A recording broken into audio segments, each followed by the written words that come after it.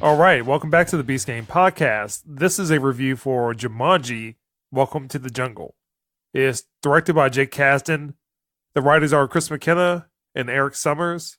It stars Dwayne Johnson, Karen Gillan, Kevin Hart, and Jack Black. And the synopsis is, 4 teenagers discover an old video game console and are literally drawn into the game's jungle setting, becoming the adult avatars they choose. So Matt, what did you think of Jumanji? I liked the movie. I thought it was a clever, fun-filled movie with a lot of video game humor that I'd definitely watch again. It actually surprised me, considering that most movies, I don't want to necessarily call this a reboot, but when you have a different version of it, strays away from the core values of the previous movie. But I was pleasantly surprised. I'd definitely watch this movie again. Yeah, I guess you would call that a reimagining.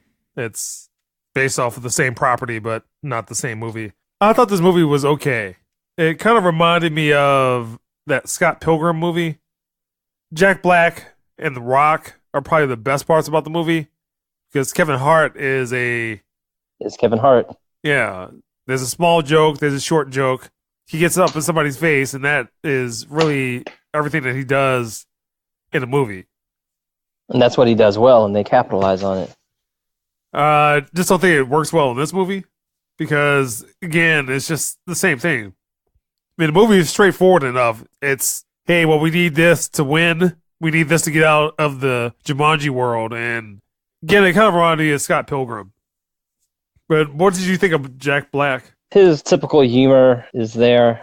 I think the one thing I liked about him was that he played his role well. I think this, of all the characters, that, the chemistry between all of them I thought was very well. Whoever did the casting and thought of, will this character conflict with this one? I think they did a very good job. Is that how you felt? Yeah, because Kevin Hart and The Rock were in the movie together. And I generally find Jack Black annoying in most movies. He's a girl. Yeah, but him being in that character for the whole entire movie was funny. Because normally you get, I'm crazy Jack Black, and then that's kind of how he does comedy. But this is more restrained. It's him being in a character for the whole entire movie. Yeah, and he was more of a supporting role than the main role, which I think is what suits him better. Yeah. Because, for me, I can only take so much of him, and then after it, I'm like, I ain't watching the rest of this movie. But, given the amount of lines that he had and his interaction with other characters, he wasn't overwhelming. I didn't feel he was overwhelming. And The Rock has comedic timing because he did that in wrestling, and, again, Kevin Hart. So it's like Karen Gillan is basically Lara Croft. Oh, yes. I thought I was the only one getting that vibe. Just everything with the outfit, for her jumping, for her doing stuff. I think she did a tornado move from wrestling. Yeah. I think she did a Hurricane Rana as well. So Yeah. I was like, oh, okay. Got it. And another movie that this reminded me of was The Mummy. It did. It did have a mummy feel on it. Yeah, and consequently, The Rock was in the Scorpion King Mummy. Yes, very much so. For me, I actually cared about the characters. I cared about The Rock and Jack Black and Karen Gillan, and not Kevin Hart so much. Well, I think Kevin Hart was put in there for comedy relief. I think that's what he did. Did you like the action? I thought the action was good.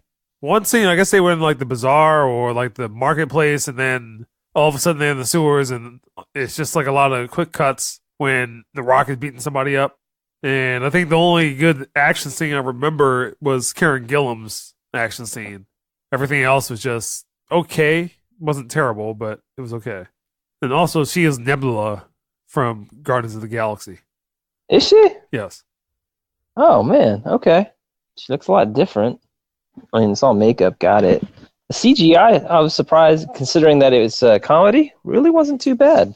I forgot who the antagonist was, but it was kind of all that stuff looked well, and the ending and some of the special effects for the action work well.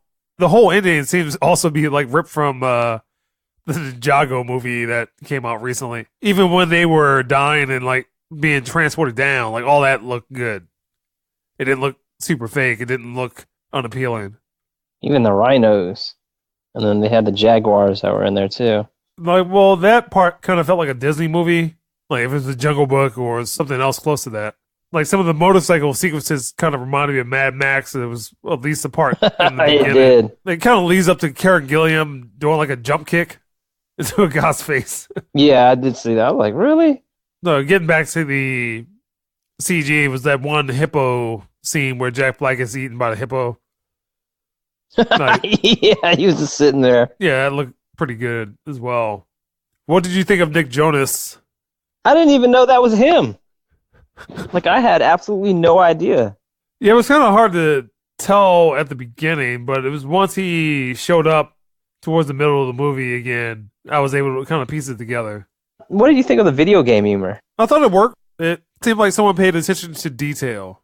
They did. Because that, It was funny because they kept repeating themselves. What do they call it? NPC, non-playable character? yeah, that's And what you they go up to them mentioned in and the you movie. keep hitting A and they say the same shit over and over and over and over again.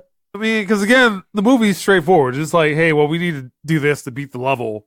And the way it goes about it, I thought it was clever. Might not be the greatest movie, but it's kind of like Wreck-It Ralph or Scott Pilgrim. I also thought about the Pixels movie, that Adam Sandler movie, Pac-Man and The Donkey big Kong. Pac-Man? Yeah, You know what? Pixels. Believe it or not, I have that on my DVR for tomorrow. It plays at 4. I planned on watching it. Don't laugh at me, but You might not be able to make it through it. really? Yeah. And again, if you take a look at that when you do see it, and like this movie, you see that someone actually put some time and effort into this movie.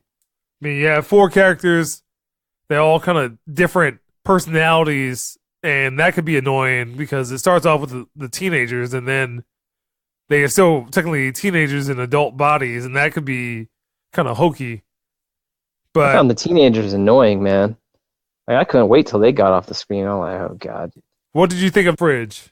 Every time I looked at him, I thought of a guy off of Justice League. Yeah, I thought he looked like the guy from Justice League, or he could have been. And he's basically, Clean cut. well, it's probably like a 30-year-old playing a 16-year-old. In recent movies, why do movies these days have uninspired villains? I could care less if the villain died. Like, there wasn't anything about him that made me be like, you know what? I hate this fucker. He needs to die. And he has a couple of insects that come out of him. Oh, okay, cool. But there wasn't much to him. Really, he's just a Disney villain.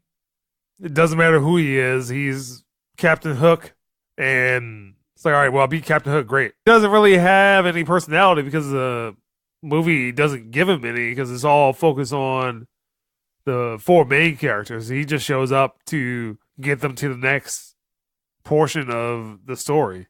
But All right. what score would you give Jumanji? I would definitely give it an 8. Okay. I thought it was in my opinion, it was a very well-produced film. It was a fun one. Stayed true to the roots of Jumanji. Didn't try to go too overboard with the humor or the CGI or the action. I felt the pacing was well and that, I actually cared about. I didn't want any of them to die. Except for the villain. I didn't really care much to him. I didn't know.